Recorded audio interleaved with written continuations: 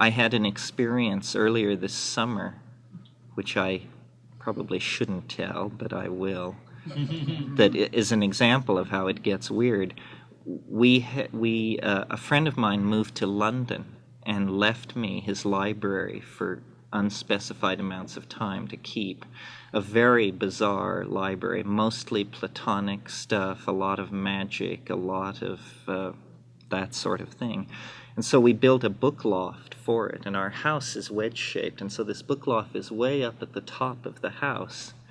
And I was alone in the house, and I took 7 dried grams, and I was sitting there, and it was just beginning to come on. I was in the show what you know thing phase, and it was beginning to show what it knew, and there was this disrupted area of space in front of me where it was like rotating, and I was looking into it and talking it up.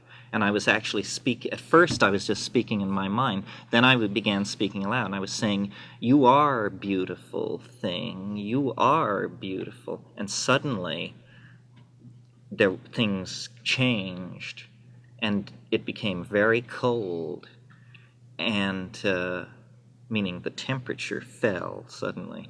And the dog next door, who never howls, howled.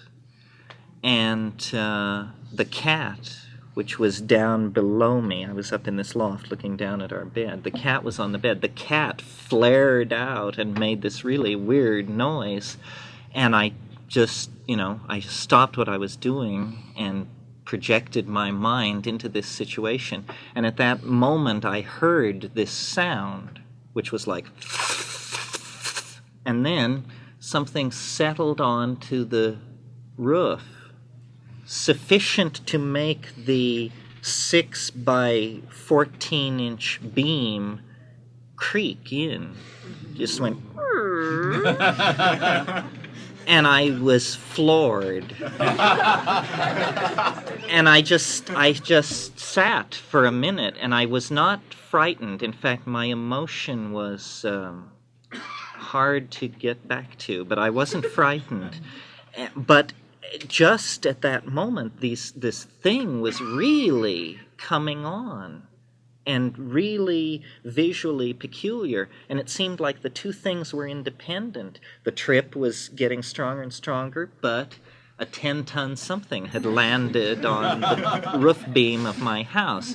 So I just sat with it for about 30 seconds, and then this thought or voice came, and it was, this thing has come because of something I'm doing, and that means that I can get rid of it.